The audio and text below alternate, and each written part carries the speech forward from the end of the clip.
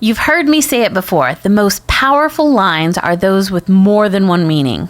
In the Fellowship of the Ring, our beloved gang is forced to pass through the mines of Moria, and in doing so, come up against some pretty brutal opposition. Now, if you let yourself really get into the movie and immerse yourself in the story, and you're not distracted with your phone or other people in the house, these are still powerful, moving scenes, no matter how many times you may have seen the movie before.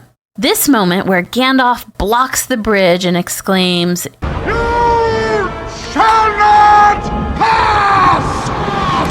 is one of the best moments in all of Lord of the Rings. And it's also today's example of illusion. The use of illusion in writing can do two things. One, it can provide a more meaningful insight into the character's state of mind by referencing what is hopefully a shared understanding of a similar situation.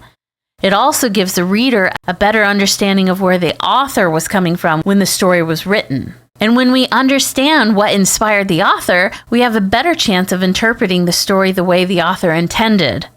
Tolkien served in the British Army in World War I, and being the avid Lord of the Rings fan I know that you are, you probably already know the line, "You shall not pass," is thought to be inspired by General Nivelle during the Battle of Verdun. Being aware of these things, the misery of World War I, the fact that Tolkien was English, that his son served in World War II in the RAF, are all events that influenced his writing. Knowing this background, or the influences of any author, can serve to enhance how you experience a story. You shall not pass may be the best known illusion in Lord of the Rings, but there are many used throughout the trilogy. The elves themselves resemble the Vanir of Norse mythology. They were a group of gods associated with sea, wind, and nature. Aragorn's sword is an allusion to Excalibur. And this is what I love, because you will see this everywhere when you start to look. Writers are inspired by other writers as much as they are inspired by world events. There's a quote, "Read 1,000 books and your words will flow like a river." And it's the same with creating stories. Read 1,000 stories and you'll have an ocean of ideas to draw from. Sometimes when I read or watch a really great story, I feel a bit envious. I wish I could write a great story. I wish I had the perfect idea.